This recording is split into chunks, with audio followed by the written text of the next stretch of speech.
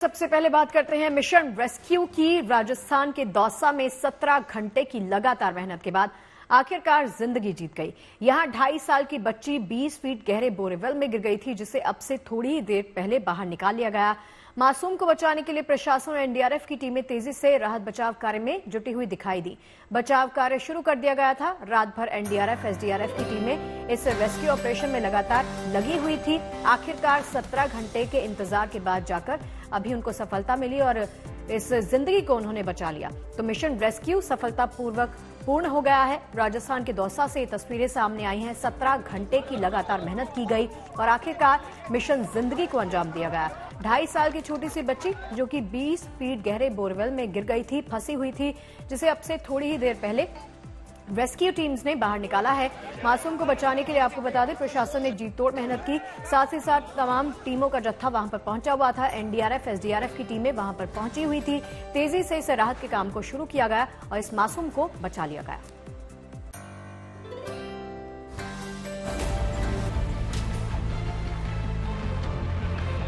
सत्रह घंटों के अथक परिश्रम के बाद मेहनत आखिरकार रंग लाई।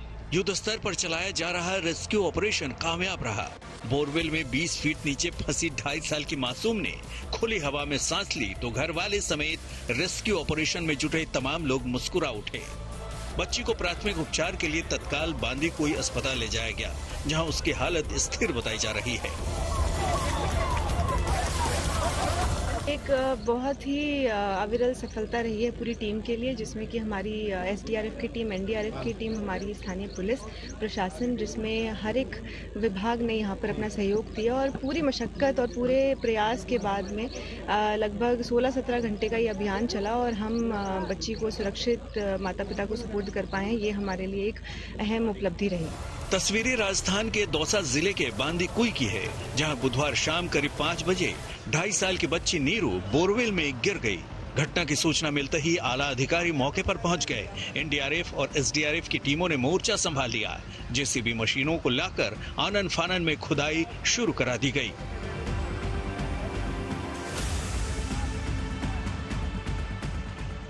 बोरवेल करीब 600 फीट गहरा था। मासूम नीरू 20 फीट पर अटकी हुई थी। बारिश की वजह से राहत दल को रेस्क्यू ऑपरेशन में काफी दिक्कतों का सामना करना पड़ रहा था। बावजूद इसके टीम पूरी सावधानी बरतते हुए बच्ची तक पहुंचने में लगातार जुटी रही। इसमें समस्या ये थी कि ये 600 फीट का बोरवेल था। हमने नीचे एल लगा रखा था और बच्ची जो है 28 फीट पर फंसी हुई थी। अब उसमें 12 फीट का केसिंग थी और नीचे बिना केसिंग का था बाकी एरिया। तो केसिंग होने की वजह से हम उसमें बड़ी रिंग नहीं डाल पा रहे थे। छोटी रिंग से उसका हाथ लॉक नहीं हो पा रहा था और बड़ी रिंग से उसकी डाल नहीं पाने की वजह से हम जो है उसको लॉक नहीं कर पा रहे थे।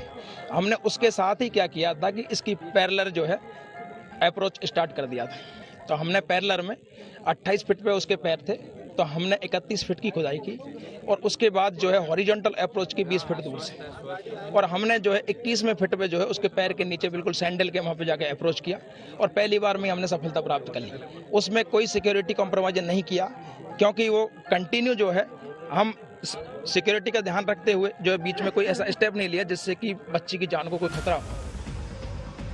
बोरवेल के पास ही जेसीबी से गड्ढा खोदकर सुरंग बनाई गई। शाम को बच्ची के रोने की आवाज भी सुनी गई थी। इसके बाद उसे ऑक्सीजन सप्लाई की गई। बच्ची को तलाशने के लिए अंदर सीसीटीवी कैमरे डालकर उसकी गतिविधियों पर नजर रखी गई।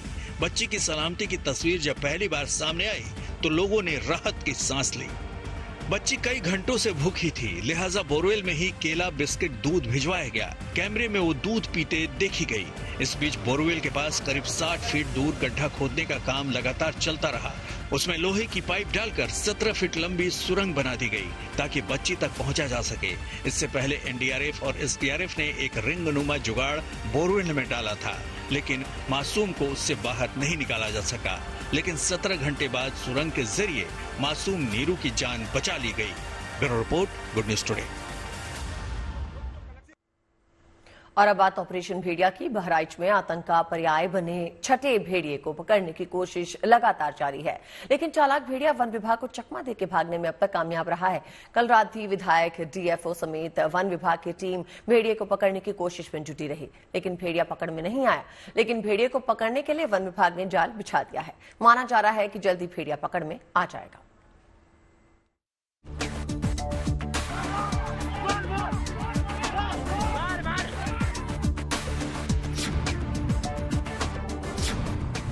धान के खेत में जान बचाकर भाग रहे भेड़िए को पकड़ने की ये गांव वालों की कोशिश है। पिछले कई दिनों से खौफ का दूसरा नाम बन चुके आखिरी भेड़िए को पकड़ने की कोशिश लगातार जारी है। लेकिन एक बार फिर गांव वालों और फॉरेस्ट विभाग को चकमा देकर भेड़िया भाग निकलने में कामयाब रहा। इस बार भेड़िया किसी इंसान पर हमला तो नहीं कर सका, लेकिन बताया जा रहा है कि भागने से पहले भेड़िए ने गांव में एक गाय और बकरी को निशाना बनाया। वन विभाग ने आखिरी बचे छठे भेड़िए अल्फा को पकड़ने की कवायद तेज कर दी है। पूरे दल बल के साथ पुलिस और वन विभाग के सदस्यों के साथ खुद फॉरेस्ट ऑफिसर रात भर भेड़िए की धरपकड़ में जुटे रहे। पटाखों की आवाज से देर रात भेड़ियों को भगाकर जाल की तरफ ले जाने की कोशिश होती रही, लेकिन भेड़िया चकमा देकर भागने में सफल रहा। District forest officer Ajit Pratap Singh पटाखे दगाकर यानी कि विस्फोट करके उस भेड़िए को भगाने की कोशिश कर रहे हैं कि वो जिधर जाल लगा हुआ है उधर जाए। आप देखिए तस्वीरों में किस तरीके से जो भेड़िए को भगाने के लिए यानी कि ये जो पटाखे की आवाज है उससे अब भेड़िया जो आगे की दिशा में जाएगा और उस दिशा में जाल लगा हुआ है तो इधर से पहले भगाने की कोशिश करेंगे और जिसके वो उधर जाएगा और वहां पर जाकर वो जाल में फंस जाएगा। भेड़िए को पकड़ने के लिए वन विभाग की टीम ने जाल बिछा दिया है। बताया जा रहा है कि जिस टापू पर भेड़िए का ठिकाना है वो पानी से भरा था, जिसकी वजह से भेड़िया अपना ठिकाना छोड़कर रिहायशी इलाकों की तरफ आया, लेकिन अब टापू से पानी उतर चुका है। हालांकि टापू की जमीन अभी गीली है। जमीन के सूखते ही भेड़िया वापस अपने ठिकाने की ओर जाएगा और वहां भी भेड़िए को पकड़ने के पुख्ता इंतजाम वन विभाग ने कर दिए हैं। हम ऑपरेशन में ही हैं और एक सूचना मिल गई थी तो हम थोड़ा सा इधर चले आए थे, नहीं तो हम ऑपरेशन में ऑलरेडी हैं। हमारा ऑपरेशन चल रहा है पकड़ने का। इस टाइम भी वो बिजली वगैरह की व्यवस्था हो गई है, उसमें कुछ स्पेशल चीज़ें हम कर रहे हैं। जो टापू पानी से भरा था अब वो पानी उतर गया है। कल भेड़िया वहाँ गया था लेकिन ज़मीन गीली काफ़ी थी, अभी जल्दी में ही सूखा था, मतलब पानी नीचे उतरा था तो लेकिन ज़मीन गीली थी तो वो लौट आया था। आज कुछ ज़मीन कड़ी हुई है, हो सकता है वहाँ पहुँचे, इसलिए आज हम वहाँ प्रयासरत हैं। अच्छा, तो आपको क्या पगमार्क मिले हैं उसके, और अगर मिले हैं तो आपको आइडिया क्या है कि उस डेमोग्राफी में वो मौजूद है जहां पर आपको पगमार्क मिले हैं, और अगर मौजूद है तो उसके लिए आपने प्लानिंग क्या की है पकड़ने के लिए? प्लानिंग हमने ये किया है कि आसपास के जितने क्षेत्र हैं, गन्ने के क्षेत्र हैं, आबादी के क्षेत्र हैं, जो हमने प्रभावित क्षेत्र को 3 सेक्टर में बांटा हुआ है, हम उन सभी सेक्टर में बाहर से हम पटाखे दगाते हुए और एक नैरो पैसेज देंगे उस टापू की तरफ, ताकि वो वहाँ पर हम उसको कंपेल करेंगे कि वो वहीं जाए। तो वहाँ हम पहले से अपनी व्यवस्था कर रखे हैं, हमारी टीम, हम वही व्यवस्था करके तब आई इधर। भेड़िए के साथ साथ अब गाँव में सियार का आतंक भी बढ़ने लगा है। गाँव में घरों में सियार जाते हुए देखा गया है। कल रात ही वन विभाग की टीम ने सियार के होने की पुष्टि की है। यहाँ पर जो अटैक चल रहे हैं वो भेड़िया और सियार का दोनों पैरेलल चल रहा था शुरू से ही। कहीं सियार ने घायल किया तो कहीं भेड़िया ने बच्चा लिफ्ट कर लिया। हमने दोनों देखा अपनी आँख से, सियार को भी हमला करते हुए देखा है, अपनी आँख से देखा है, और भेड़िए को भी बच्चों को जो लिफ्ट किए हैं उनको मतलब खाते हुए देखा है। भेड़िए के द्वारा भी हमने दोनों देखा है, अपनी आँख से देखा है। इस बीच गांव वालों को भेड़िए के हमले से बचाने के लिए खुद विधायक सुरेश्वर राव भी गांव में गश्त पर हैं। अपने कार्यकर्ताओं के साथ सुरेश्वर बंदूक लेकर महासी क्षेत्र में रात भर अल्फा भेड़िए की तलाश करते नजर आए। बताया जा रहा है कि वो जो नरभक्षी हुआ ग्रुप है वो 6 भेड़िए का है। तो ऐसा परिलक्षित होता है कि एक अल्फा नर जो भेड़िया है वो भी शेष है। और अभी 2 दिन पहले सिसैया चूरामड़ में उसने एक बकरी को उठाया था, सामने उसको गन्ने के खेत में घेरा भी गया था। लेकिन रात में वन्य जीव बहुत चालाक होता है। वो किसी तरह से निकल गया कि या किसी मान में चला गया या छिप गया, रात में हाथ में नहीं आया। बकरी तो बरामद हो गई, बकरी का पोस्टमार्टम भी हुआ। और कल सुबह यहाँ आज सूचना मिली, कौन सा, मुकेरिया में एक बकरी खा गया, एक भैंस को घायल किया। तो अभी डीएफओ साहब से बात हो रही थी तो उनके लोगों ने बताया कि ये कोई दूसरा ग्रुप है। तो जानवर बकरी उठाना तो एक उनकी नियत है, उठाते रहते हैं, कछारों में रहते हैं, तो इस तरह काम किया करते हैं। लेकिन जो नरभक्षी ये हो गया था ग्रुप, उसका जो भी बचा हो, एक बच्चे हों या दो बच्चे हों, एक वो पकड़ जाए, उसके बाद अगर कोई हमला होता है, भेड़िए के निशान मिलते हैं उस हमले में, तो ये समझाया गया कि एक नहीं दो बच्चे हैं। आदमखोर भेड़िए को पकड़ने की कवायद तेज कर दी गई है। अगर भेड़िया पकड़ में नहीं आता तो उसे शूट करने की भी तैयारी है। उम्मीद की जा रही है कि भेड़िया या तो जल्द पकड़ा जाएगा या फिर शूट कर दिया जाएगा। दोनों ही हालात में गांव वालों को भेड़िए के आतंक से छुटकारा मिल सकेगा। बहराइच से आशीष श्रीवास्तव के साथ bureau report, good news today. तो देखिए, बहराइच में भेड़ियों के आतंक से मुक्ति के बाद अब देश के अलग अलग हिस्सों से तेंदुए के खौफ की खबरें सामने आ रही हैं। छत्तीसगढ़ के कांकेर से लेकर यूपी के सहारनपुर तक लोगों में तेंदुए का खौफ देखा जा सकता है।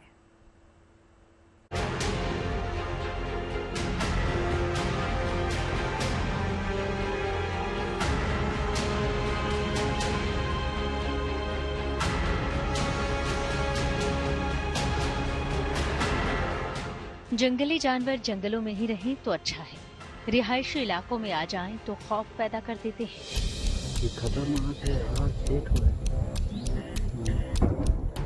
तस्वीरों में आप जिन 5 तेंदुए को देख रहे हैं, उन्होंने भी कांकेर के लोगों में दहशत पैदा कर दी है, क्योंकि ये तेंदुओं का झुंड जंगल से दूर गांव के बेहद करीब आ गया है। ये 5 तेंदुए जो आपको तस्वीरों में दिख रहे हैं, वो तस्वीर छत्तीसगढ़ के कांकेर जिले की है, जहां से सटे डुमाली गांव के पहाड़ में लोगों ने 5 तेंदुए के झुंड को देखा है, जिसने फॉरेस्ट विभाग और ग्रामीणों की चिंता बढ़ा दी है। लोग इसलिए भी खौफ में हैं कि तेंदुए अब रातों को गांव का रुख करने लगे हैं।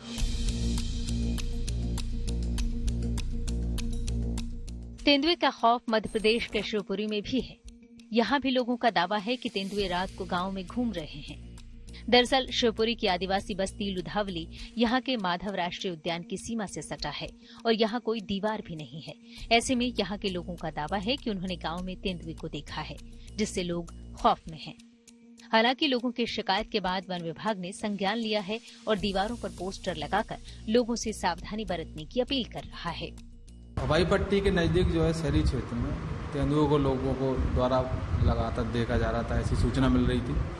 तो संचालक महोदय द्वारा, उप संचालक महोदय द्वारा निर्देश दिए गए कि इस प्रकार की घटना हो रही है, उसके संबंध में लोगों को सूचना देकर किस प्रकार से तेंदुए से और तेंदुए को दोनों तरीके से सुरक्षा रखते हुए सावधानियां बरती जाएं, उसके संबंध में जो है पर्चे चिपकाए गए थे। हालांकि गांव के लोग वन विभाग की इस कार्रवाई को नाकाफी बता रहे हैं। और रोज ही ना परेशान कर रहे हैं साहब। तो वन विभाग ने जो पर्चे चिपकाए हैं, तो इससे आपको क्या लगता है? कुछ नहीं लगता, ये पर्चों से थोड़ी भग जाएगा। वो पर्चे से भग जाता तो फिर आदमी परेशान क्यों होता? रोज हवाई पट्टी में आ रहा है, ऐसा कोई सा दिन नहीं है। दिमाग की आवक है। तो आपके बच्चे खेलते रहते हैं यहाँ पे, बच्चे की सुरक्षा के लिए क्या इंतजाम किए हैं वन विभाग ने? वन विभाग ने कुछ नहीं किया। यहाँ पे पर्चे चिपकाए हैं वन विभाग ने, तो उससे क्या हुआ है? कुछ लाभ नहीं हो, कुछ लाभ नहीं। तेंदुआ यूपी के सहारनपुर में भी दिखा। हालांकि वो जख्मी और लाचार था, लेकिन गांव में तेंदुए का होना ही लोगों को खौफ और आशंका से भर गया। दरअसल वन विभाग के मुताबिक शिवालिक जंगल से सटे यहाँ के शेरपुर पेलो गांव में एक खेत से गुजरते हुए तेंदुआ बाढ़ में फंस गया। लोगों ने देखा तो दहशत में आ गए। हालांकि बाद में वन विभाग की मदद से उसका रेस्क्यू किया गया। तो तुरंत स्टाफ ने वहां जाकर इसमें मतलब समस्त हम लोगों को पहले सूचना दी और वहां से सारे ही गांव वालों को बाहर साइड हटा के उसकी घेराबंदी की, ताकि कोई जान मान की वहां हानि ना हो और ना ही उस जानवर की कोई हानि हो। उसके बाद हम लोगों ने उच्च अधिकारियों को सूचना देके तुरंत उसकी आगे रेस्क्यू करने की कार्रवाई करी। उसको रेस्क्यू करके उसका तार उसके हाथ में बहुत फ्रंट वाले लेफ्ट पॉ में बहुत बुरे से फंसा हुआ था, तो उसकी तार काट के उसको हम लोगों ने सक्सेसफुली सहारनपुर डिवीजन और शिवालिक डिवीजन के स्टाफ के साथ मिलकर हमने इसको सक्सेसफुली सभी लोगों ने उसको रेस्क्यू कर लिया है। हाल ही में यूपी के बहराइच में लोगों ने लंबे समय तक भेड़ियों का आतंक झेला है और अब अलग अलग हिस्सों से तेंदुए से खौफ की तस्वीरें आ रही हैं, जो लोगों की चिंता बढ़ा रही है। शिवपुरी से प्रमोद भार्गव के साथ सहारनपुर से Rahul Kumar, good news today. Anand अंतरिक्ष में भारत अब कामयाबी की नई इबारत लिखने की तैयारी कर रहा है। चंद्रयान 3 की कामयाबी के बाद अब इसरो एक बार फिर चांद को फतेह करने की तैयारी में है। मंत्रिमंडल ने चंद्रयान 4 मिशन को मंजूरी दे दी है। इसके साथ ही शुक्र ग्रह के रहस्यों से पर्दा उठाने के लिए शुक्रयान की तैयारी भी कर ली गई है। ये दोनों मिशन भारत को अंतरिक्ष में नई पहचान दिलाएंगे। चंद्रयान मिशन 4 के जरिए भारत अंतरिक्ष में अपना अलग स्पेस स्टेशन बनाने की तैयारी कर रहा है। क्या खास है चंद्रयान 4 मिशन में और चंद्रयान 3 से ये कितना अलग है, आप देखिए इस रिपोर्ट में।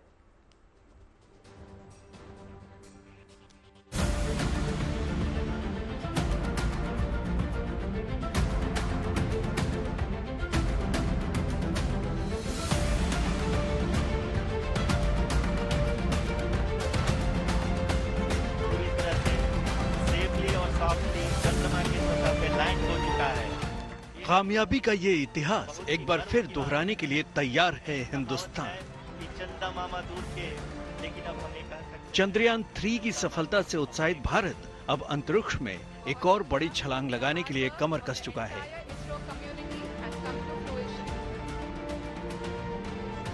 इस बार इसरो चंद्रयान 4 के जरिए अंतरिक्ष में अपनी काबिलियत की इबारत लिखेगा।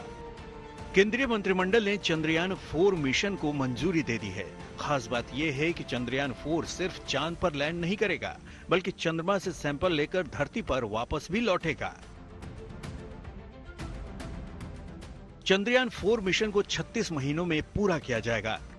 इस मिशन के लिए सरकार ने इसरो को 2104.06 करोड़ का फंड दिया है। इसमें चंद्रयान 4 का स्पेसक्राफ्ट LVM-3 के 2 रॉकेट और चंद्रयान 4 से लगातार संपर्क बनाए रखने वाला स्पेस नेटवर्क डिजाइन किया जाएगा। चंद्रयान 4 मिशन एक बार फिर लॉन्च नहीं होगा, इसे 2 हिस्सों में लॉन्च किया जाएगा। अंतरिक्ष में पहुंचने के बाद डॉकिंग के जरिए इसके 2 हिस्सों को जोड़ा जाएगा। भारत डॉकिंग की तकनीक तेजी से डेवलप कर रहा है। इस तकनीक के प्रदर्शन के लिए साल के अंत तक SPADEX मिशन को अंजाम दिया जा सकता है। यह तकनीक हासिल करने के बाद भारत उन चुनिंदा देशों में शुमार हो जाएगा जो अंतरिक्ष में डॉकिंग की काबिलियत रखते हैं। Chandrayaan 4 mission is primarily targeted to demonstrate technology to go to moon and come back. The coming back is the highlight of it. Landing there has already been demonstrated in Chandrayaan 3. ISRO ने Chandrayaan 4 mission के लिए पूरी तैयारी कर ली है। चंद्रयान 3 की तरह ही इस बार भी यान का ऑर्बिटर अंतरिक्ष में रहकर चांद का चक्कर लगाएगा और रोवर को चांद पर लैंड कराया जाएगा। लेकिन चंद्रयान 3 से ये मिशन बिल्कुल अलग होने वाला है, क्योंकि इस बार लैंडर सैंपल कलेक्ट करने के बाद दोबारा ऑर्बिटर में डॉकिंग करेगा और ऑर्बिटर वापस धरती पर लौट आएगा। Chandrayaan 4 is, of course, the details are not many details are available, but available details with which, if you look at it, it's a very ambitious program. It spans over 12 years time frame. I think they're planning to put an Indian using our own vehicle on the moon during the year 2040. And 2028 they are talking about the Chandrayaan 4 landing on the moon. Of course, Chandrayaan 4 is defined in the sense that it will be more or less like Chandrayaan 3, but the difference is that this time it will not only land on the moon, but also it will take samples from the moon and then bring back to Earth. Of course, they are talking about a rover which will weigh something like about 350 kilograms, and that can travel large areas. Of course, this time they are also trying to land in the south. Chandrayaan 4 अंतरिक्ष में भारत की अब तक की सबसे महत्वाकांक्षी योजना है। ये मिशन अंतरिक्ष में डॉकिंग, अनडॉकिंग, लैंडिंग और सैंपल के साथ सुरक्षित वापसी जैसे बेशकीमती अनुभव इसरो की कामयाबी की किताब में दर्ज करेगा। इन अनुभवों के दम पर भारत ने 2035 तक अंतरिक्ष में अपना भारतीय अंतरिक्ष स्टेशन स्थापित करने की योजना भी बना ली है। भारतीय अंतरिक्ष स्टेशन को 5 अलग-अलग हिस्सों को जोड़कर बनाया जाएगा। इसके सभी हिस्सों को अलग-अलग स्पेस मिशन के जरिए अंतरिक्ष में भेजा जाएगा। अंतरिक्ष में सभी हिस्सों को डॉकिंग के जरिए जोड़कर 2035 तक पूरा स्पेस स्टेशन तैयार कर लिया जाएगा।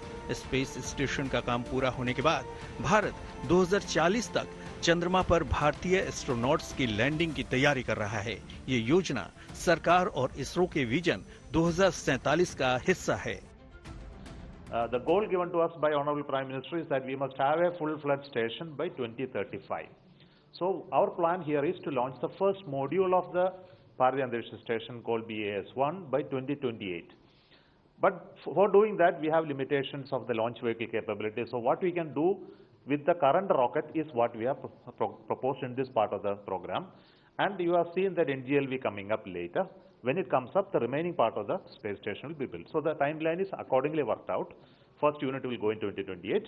Remaining part will go in the process, will reach up to 2035. We'll have full-fledged station. Thank you. अंतरिक्ष में कामयाबी के सर्वश्रेष्ठ शिखर तक पहुंचने के लिए भारत ने गगनयान, चंद्रयान और इसके फॉलो ऑन मिशन की एक श्रृंखला तैयार की है। ये मिशन आसान नहीं है, लेकिन भारत चंद्रयान 3 की चांद पर सॉफ्ट लैंडिंग करा के पूरी दुनिया के सामने अंतरिक्ष में अपनी काबिलियत का लोहा मनवा चुका है। अब चंद्रयान 4 भारत को एस्ट्रोनॉट्स से जुड़े स्पेस मिशन और चंद्रमा से सैंपल कलेक्ट करने में सक्षम हो जाएगा।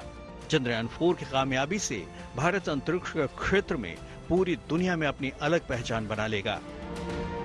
Bureau report, good news today. और चलिए, गुड न्यूज, अंतरिक्ष में भारत के बाद एक नई कामयाबियां हासिल हो रही हैं। सफल मिशन चंद्रयान और मंगलयान के बाद अब भारत की नजर एक और ग्रह पर जाकर टिक गई है। अब वो दिन दूर नहीं जब भारत चांद और मंगल के बाद शुक्र ग्रह पर भी अपना परचम लहरा देगा। केंद्रीय कैबिनेट ने मिशन वीनस को मंजूरी दे दी है। माना जा रहा है कि साल 2028 तक इस मिशन को लॉन्च किया जा सकता है।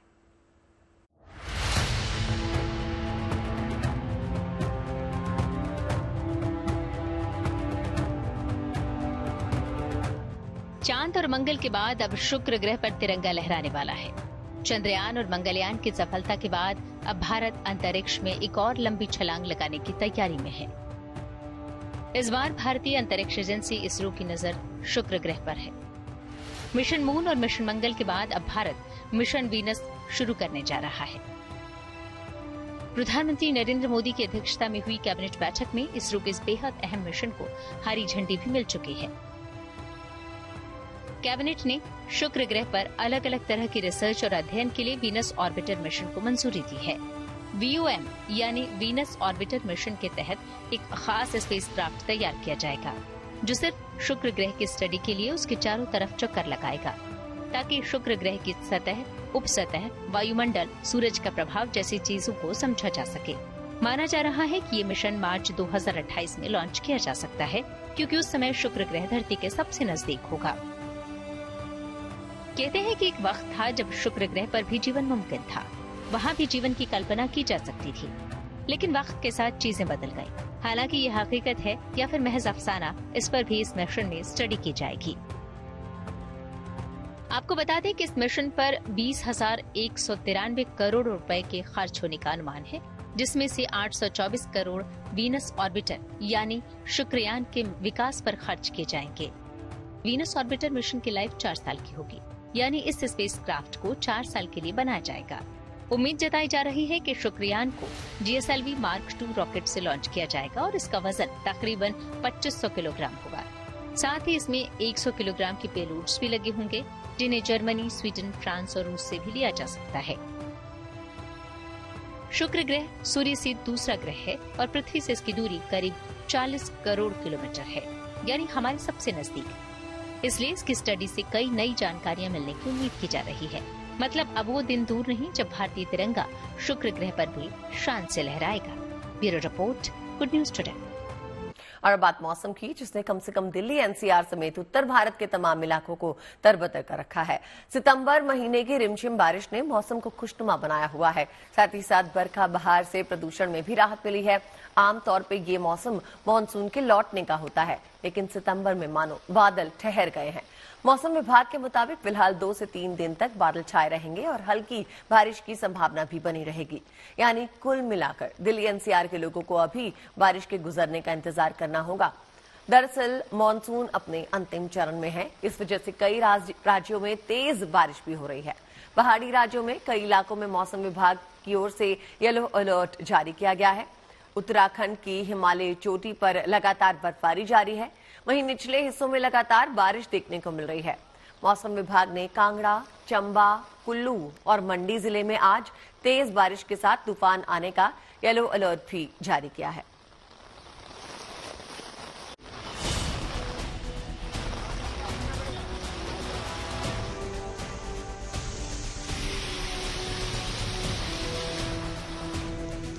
सितंबर के महीने में मानसून के तेवर दिल्ली से लेकर उत्तर भारत के कई राज्यों में एक जैसे ही नजर आ रहे हैं। मैदानी इलाकों में इस बार बारिश और बाढ़ ने जनजीवन को खासा प्रभावित किया है। पिछले कुछ दिनों में देश की राजधानी दिल्ली के अलग अलग इलाकों में कुछ ही देर की झमाझम बारिश ने शहर की रफ्तार पर ब्रेक लगा दी। हालांकि इस बारिश की वजह से लोगों को उमस भरी गर्मी से राहत भी मिली। मौसम विभाग का अनुमान है कि अगले कुछ दिन दिल्ली और आसपास के इलाकों में मौसम का मिजाज ऐसा ही रहने वाला है। ये जो रेनफॉल एक्टिविटी हो रही है उसका रीजन क्या है कि एक वेल मार्क लो प्रेशर जो पहले डिप्रेशन था और आज सुबह वेल मार्क लो प्रेशर बना है, जो उसकी पोजीशन है ये northern part of Madhya Pradesh, उसके प्रभाव से कल भी रेनफॉल एक्टिविटी रहा। उसके साथ अगर आप एडजॉइनिंग एरिया की बात करें, उत्तर प्रदेश, वेस्ट उत्तर प्रदेश, वहाँ वेरी हैवी से ज्यादा रेनफॉल रहा, 12 सेंटीमीटर से ज्यादा रहा। मध्य प्रदेश में भी रेनफॉल एक्टिविटी रहा। एनसीआर दिल्ली में भी लाइट टू मॉडरेट रहा। तो इसके प्रभाव से हमारा अनुमान यह है कि एनसीआर दिल्ली में आज भी लाइट टू मॉडरेट रेनफॉल रहने का पूरा हमारा अनुमान है। ऐसा माना जाता है कि सितंबर में मानसून की वापसी हो जाती है, लेकिन जिस तरह सितंबर में मानसून ने रफ्तार पकड़ी है उससे तो लगता है कि अक्टूबर के पहले हफ्ते तक बारिश का सिलसिला जारी रहेगा। गिरता पारा ठंड का एहसास करा रहा है, यानी दिल्ली में पहाड़ों वाली ठंड महसूस की जा सकती है। हालांकि बारिश की वजह से जलभराव जैसी दुश्वारियां भी हैं, इसीलिए यहाँ ये समझना भी जरूरी है कि कैसे सितंबर के महीने में खासकर दिल्ली वाले नवंबर का एहसास ले रहे हैं। दरअसल राजधानी दिल्ली का तापमान इन दिनों अधिकतम 28 डिग्री के करीब है, जो सामान्य से 6 डिग्री कम दर्ज हुआ है। इस वजह से राजधानी का मौसम खुशनुमा बना हुआ है। दिल्ली में मौसम का आलम यह है कि दिल्ली वाले रात में ठंड का एहसास कर रहे हैं। हालांकि अगले 2 से 3 दिनों में बारिश से राहत मिलने की उम्मीद मौसम विभाग ने जताई है। राजधानी का ये रिमझिम मौसम हवा की सुधरी गुणवत्ता की भी सौगात लाया है। मानसूनी फुहारों के साथ आबो हवा का ये कॉम्बिनेशन जबरदस्त है। तापमान में कमी के साथ दिल्ली वालों को साफ हवा में सांस लेने का मौका मिला है। इस बार जो है प्रोलॉन्ग मॉनसून चला है, तो जिसकी वजह से आपका पोल्यूशन लेवल काफी कम है।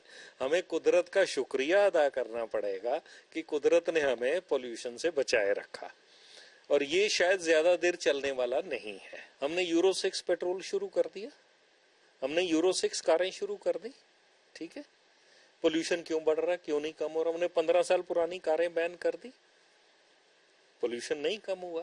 तो ये अपने आप ही इंडिकेट करता है कि हम जो है एक्चुअल सोर्स ऑफ पोल्यूशन को एड्रेस नहीं कर रहे हैं। जहाँ तक बारिश की बात की जाए तो दिल्ली एनसीआर ही नहीं, पूरे देश में इस बार बारिश सामान्य से ज्यादा रिकॉर्ड की गई है। दिल्ली में तो बारिश इस साल 1000 मिलीमीटर का आंकड़ा पार कर गई है। यही हाल देश के कई इलाकों का है। मौसम इसी तरीके से जो है वो सुहाना रहने वाला है आने वाले 2 से 3 दिनों तक। अगर मैं दिल्ली की बात करूं तो दिल्ली में येलो अलर्ट फिलहाल आईएमडी ने जारी किया है, लेकिन अगर अन्य राज्यों की बात करूं तो यूपी, एमपी, आपका राजस्थान, गुजरात, इन सभी राज्यों में जो है फिलहाल ऑरेंज अलर्ट जारी है। वहां पे भी बारिश का जो है लगातार इसी तरीके से अनुमान लगाया जा रहा है। और अगर पहाड़ी राज्यों की मैं बात करूं तो पहाड़ी राज्यों में उत्तराखंड एक ऐसा राज्य है जहां पर भारी बारिश का जो है अनुमान है। फिलहाल राहत की खबर सभी राज्यों के लिए ये है कि इसी तरीके से जो बारिश है वो रुक रुक कर होगी और लोगों को राहत मिलेगी। कैमरा पर्सन मनीष भिदोड़ी के साथ मनीषा लड्डा, दिल्ली। पिछले कुछ दिनों से हाईवे से जुड़ी तमाम खबरें आ रही हैं, जिसके बाद केंद्रीय सड़क परिवहन मंत्री नितिन गडकरी ने NHAI यानी national highways authority of India के लिए काम करने वाले ठेकेदारों, फर्म एजेंसीज, अधिकारियों को कड़ी चेतावनी दी है। असल में गडकरी को सड़कों पर बने गड्ढों को देखकर ये गुस्सा आया। उसके बाद उन्होंने क्या कुछ कहा, चलिए आपको दिखाते हैं और सुनाते हैं।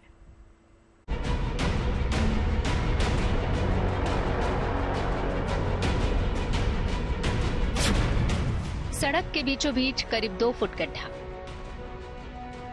ये तस्वीर दिल्ली मुंबई एक्सप्रेसवे की है, जो सोशल मीडिया पर खूब वायरल हुई। इसकी गुणवत्ता को लेकर सवाल भी खूब उठे। राजस्थान के दौसा इलाके से होकर गुजरने वाली सड़क पर बने इस गड्ढे को लेकर कहा जा रहा है कि चूहे ने सड़क का यह हाल किया है। बहरहाल सोशल मीडिया पर वायरल होने के बाद इस पर सियासत भी खूब हुई और इस पर काम भी तेजी से हुआ। हालांकि अब ये गड्ढा भरा जा चुका है, लेकिन इस बीच केंद्रीय सड़क परिवहन और राजमार्ग मंत्री नितिन गडकरी ने बेहाल सड़कों की स्थिति के लिए जिम्मेदार लोगों को कड़ी चेतावनी दी है। उन्होंने कहा कि जो अच्छा काम करेगा उसे सम्मान मिलेगा और जो खराब काम करेगा उसे सिस्टम से बाहर कर देंगे, उन्हें टिकने नहीं देंगे, ब्लैकलिस्ट करेंगे। ये रोड के काम भी मैंने देखे, अभी हम लोग विश्वास रखते थे, और इसके बाद जो मेंटेनेंस क्वालिटी के हिसाब से नहीं होगा, वो चाहे विदेशी कंपनी हो, उनको वापस भेजने का काम करेंगे, ब्लैकलिस्टेड करेंगे और कई टेंडर में भर सकेंगे, ऐसी हालत कर देंगे। तो आप कॉशियस हो जाइए, काम अच्छा करिए, प्लांटेशन करिए और जो आपको मिलता है उसमें देश के पर्यावरण के लिए आप कॉन्ट्रीब्यूट करिए। अच्छा काम करेंगे तो आपको अवार्ड देंगे, आपको पुष्पहार पहनाएंगे, आपका सत्कार करेंगे, आपको सर्टिफिकेट देंगे, और अच्छा काम नहीं करेंगे तो NHAI से तुम्हारी छुट्टी करेंगे।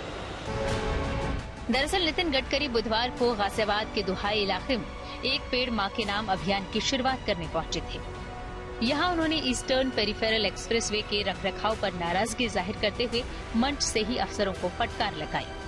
गडकरी ने कहा कि उन्होंने रोड तो बहुत बना लिए, अब खराब काम करने वालों को सिस्टम से बाहर करना है और उनकी इस बात को अधिकारी हल्के में न लें। उन्होंने कहा कि वो और उनके राज्य मंत्री अब सड़कों की जांच के लिए निकलेंगे और खराब काम करने वालों को बाहर करेंगे। अब रोड का रिकॉर्ड बहुत हो गया, अब हम विश्व का सबसे बड़ा रोड नेटवर्क बन गए। अब हमको लोगों को रिटायर करना, सस्पेंड करना, कॉन्ट्रैक्टर को ब्लैकलिस्टेड करना, टर्मिनेट करना, इसका रिकॉर्ड बनाना है। मेरी बात को गंभीरता से लो। अगर आपको लगता होगा तो मैंने राज्य मंत्री को कहा हर रोड पर घूमो और मैं भी घूमूंगा। नितिन गडकरी अपने काम और अपनी साफगोई के लिए मशहूर हैं। ऐसे में उम्मीद की जानी चाहिए कि उनकी चेतावनी का असर जमीनी स्तर पर भी दिखेगा।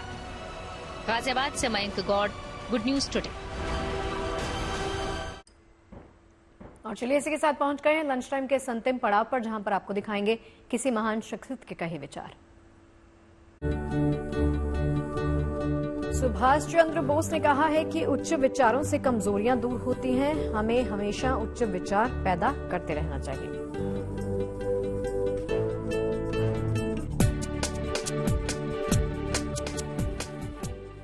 उम्मीद करते हैं लंच टाइम में आपको पेट भर जानकारियां मिली होंगी। और चलिए इस वादे के साथ छोड़ जाते हैं, मुलाकात होगी आप सभी के साथ अब कल। अपना ख्याल रखिए और देखते रहिए JNT। नमस्कार।